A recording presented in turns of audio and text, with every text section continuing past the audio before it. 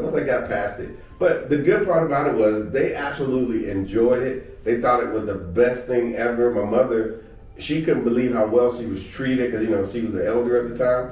And she got treated well. She absolutely, the food she enjoyed. She told me, she said, Mark, when you took me to Hawaii or Maui, she said she really didn't like the food there, but the food here, she absolutely enjoyed. Loved it. And like I said, and the whole time, once she got back, obviously she didn't get a chance to come back, but she talked about it she would call me and I would go over to where she was and she just wanted to talk about South Africa. There's nobody else to talk to it with. Yeah, because most people don't understand what you're talking about. So, and then my daughter, when she graduated high school, in 2016, we had a very nice reception. It was ridiculous, nice reception.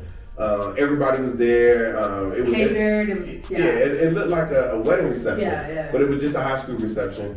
After graduation and whatnot. Graduation party. I'm a Porsche guy, as you guys might know. I let her drive one of them over. And she pops out, and I'm a star by Prince. Yeah. All that, and it was great, but.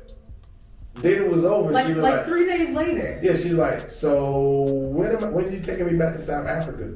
So then I remember. Yeah. And then I brought her back to South Africa, and we spent about 10 days to 2 weeks here, and she fell in love with it. So the thing is, once you come, it changes your trajectory. It makes you think about things completely different. Go for it. No. just talking about Savannah's experience. So she came for the first time. I think she was like 12 or 13, but it doesn't really matter. So she came for the first time, and she talked about it all those years and never had a chance to come back until she graduated. Was like, "When are you taking me back?"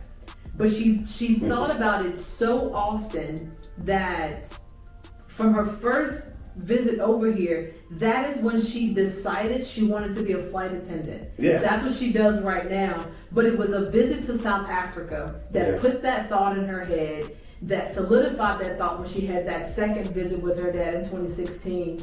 And it set her off on a path that would not have been, had she not been on a plane traveling 15 hours with her dad. Yeah. So, it's done a lot. It's done a lot for our family. Just embracing South Africa and whatnot. But let's get back to us here. Now we're in Cape Town. We're there we're there for 2 months. But for like a week in that 2 months, we decided that we needed to go to Cape Town. Go to Johannesburg. So we went back to Johannesburg, saw some of our friends, because we had made a lot of friends.